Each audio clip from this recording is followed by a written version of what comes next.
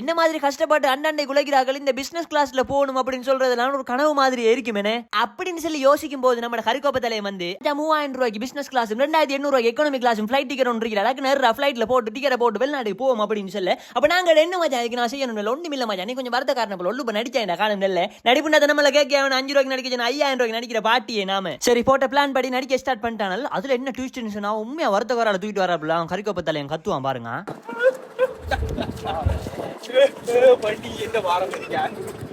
அந்த ஃபிளைட் எத்தனை பாத்தீங்கன்னு சொன்னா RS எக்ஸ்பிரஸ் தான் RS எக்ஸ்பிரஸ் கியூஆம ஆய கதா දෙකට ඉඩ නන්නේ ජෙට් එකේ ගියා වගේම තමයි RS எக்ஸ்பிரஸ்ல 2 இருக்குது அதுலயும் பாத்தீங்கன்னு சொன்னா லாஸ்ட்ல 3 சீட் இருக்குது அந்த 3 சீட்டையும் பார்த்தது அப்புறம் 2-3 லட்சம் ரூபாய் செலவழிச்சு பிசினஸ் கிளாஸ்ல போறது இந்த 3000 ரூபாய் செலவழிச்சு இதுல போலாம் அப்படின்னு சொல்லி உங்களுக்கு தோணும் என்ன ஒரு பிரச்சனை கடல் தாண்டி போறதுதான் கொஞ்சம் கஷ்டம் சும்மா தான் நடிக்க சென்ன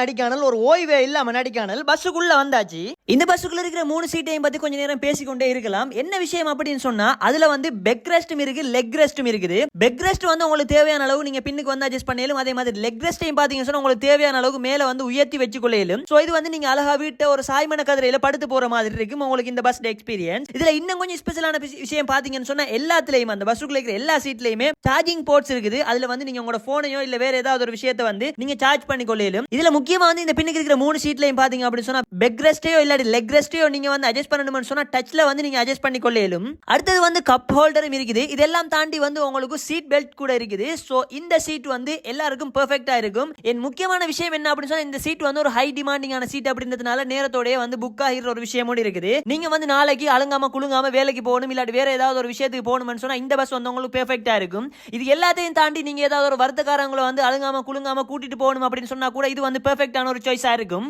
இதெல்லாம் தாண்டி முன்னுக்கு இருக்கிற சீட்டை பாத்தீங்க அப்படின்னு சொன்னா அதுவுமே வந்து எக்கனாமிக் கிளாஸ் மாதிரி ஒரு ஃபிளைட்ல இருக்கிற எக்கனாமிக் கிளாஸ் மாதிரி இருக்கும் பெர்ஃபெக்ட்டானது அதுலயுமே வந்து பெக் ரெஸ்ட் அட்ஜஸ்ட்மென்ட் இருக்குது அதே மாதிரி யூஎஸ்பி போர்ட்ஸ் இருக்குது அதுல நீங்க சார்ஜ் போடலாம் இன்னும் கொஞ்சம் தாண்டி பாத்தீங்க அப்படின்னு சொன்னா உங்களோட மினி ஃப்ரிட்ஜ் ஒன்று இருக்கு அதுல இருந்து வாட்டர் பாட்டில் நீங்க கேட்டீங்க அப்படின்னு சொன்னா ஏ தம்பி வாட்டர் பாட்டில் ப்ளீஸ் அப்படி நீங்க சொன்னா உங்க இடத்துக்கு வந்து வாட்டர் பாட்டில் ஒன்று தந்துருவாங்க சோ இந்த பஸ் பாத்தீங்க அப்படின்னு சொன்னா கல்முனையில இருந்து கொழும்பு வரைக்கும் தான் போகுது மரா கொழும்புல இருந்து கல்முனை வரைக்கும் வரும் 2 பஸ் ஓடுது அதுல ஒரு பஸ் தான் இந்த மாதிரி சீட்ஸ் இருக்குது அடுத்ததுலயும் வந்து இந்த மாதிரி சீட்ஸ் இருக்குது ஆனா அதுல வந்து லெக் ரெஸ்ட் மட்டும் இல்ல சோ சீட் எல்லாமே செம கம்ஃபர்டபிளா இருக்கும் உங்களுக்கு ஃபிளைட்ல போன மாதிரி ஒரு எக்ஸ்பீரியன்ஸ் ஒன்று இருக்கும் உங்களுக்கு உள்ளுக்கு போகும்போது வெளியில இருக்கிற சத்தம் கேட்காது வெளியில இருக்கும்போது எப்படியுமே உள்ள சத்தம் கேட்காது சும்மா பேசுறதுக்கு சொன்னேன் சோ இந்த பஸ்ல நீங்க சீட் புக் பண்ணணும் அப்படின்னு சொன்னால் அவங்களோட வெப்சைட் இருக்குது அதுல புக் பண்ணலாம் என்னடா வெப்சைட் 077 777 66 97 கோலன் அடிச்சு ஹாக்கா ராவைக்கு கொழும்புக்கு போகணும் சீட் அண்ட் போடாக்கோ அப்படின்னு சொன்னீங்கன்னா தான் நமக்கு திருப்தியா இருக்கும் சோ திரையில தர கண்டெக்ட் நம்பரை கண்டெக்ட் பண்ணி நீங்க வந்து சீட்டையுமே புக் பண்ணி கொள்ளையிலும் பிரைஸ் பாத்தீங்க அப்படின்னு சொன்னா பின்னுக்கு இருக்கிற அந்த சீட்டுக்கு மட்டும் 3000 முன்னுக்கு இருக்கிற எல்லா சீட்டுக்கும் வந்து